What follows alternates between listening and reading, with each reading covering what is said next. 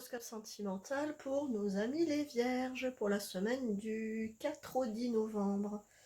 Alors, pour vous, amis vierges, cette semaine, euh, j'ai le sentiment que c'est encore un petit peu compliqué, qu'il y a encore une traversée un petit peu où il y a quelques épreuves, quelques obstacles qui sont encore un petit peu sur votre route.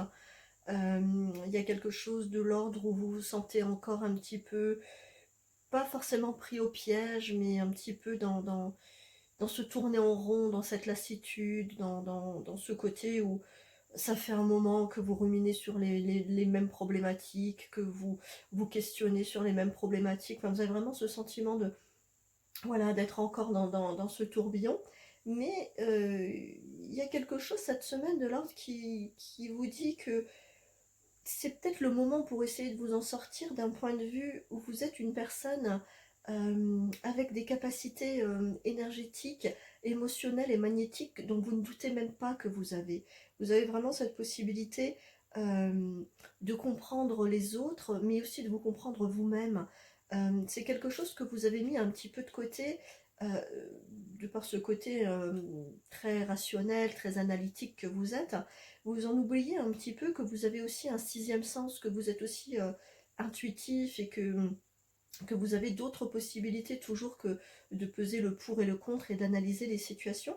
Vous êtes une personne avec vraiment ces autres capacités que vous n'écoutez peut-être pas toujours, ou que vous n'écoutez même pas pour la plupart.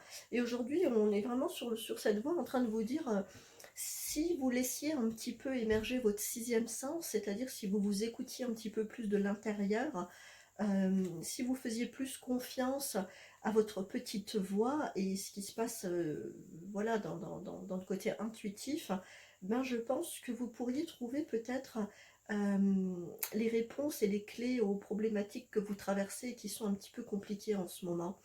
Et il y a un autre petit conseil pour cette semaine.